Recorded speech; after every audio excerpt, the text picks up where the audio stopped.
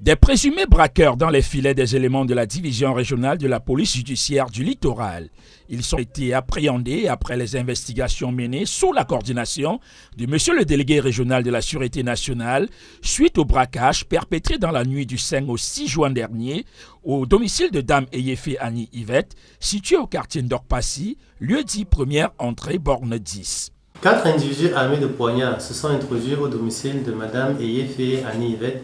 avec la complicité des 2 vigiles qui étaient de faction à son domicile. Ces individus qui ont défoncé l'une des portes de la maison ont blessé leur victime à plusieurs reprises à l'aide d'un de leurs poignards,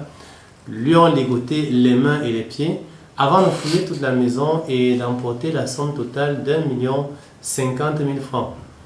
Les enquêtes menées par les fins limiers de la division régionale de la police judiciaire du littoral ont permis de comprendre que Dame Eyefe Annie Yvette a été sauvagement agressée par ceux-là même qui étaient censés assurer sa sécurité. De faux agents de sécurité d'une société fictive de gardiennage n'ayant aucune autorisation ou existence légale.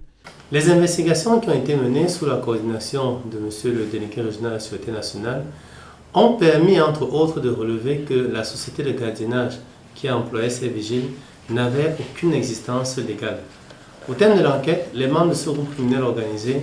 et le responsable de la société de gardiennage vont être mis à la disposition du procureur de la République près du tribunal de grande instance du Vouré.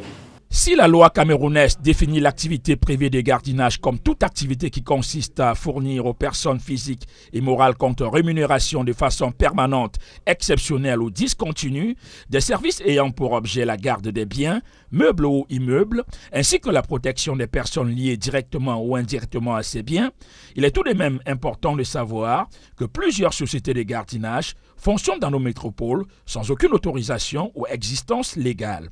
D'où un appel à la vigilance lorsque la nécessité d'avoir recours à une société de gardiennage pour assurer notre sécurité s'impose.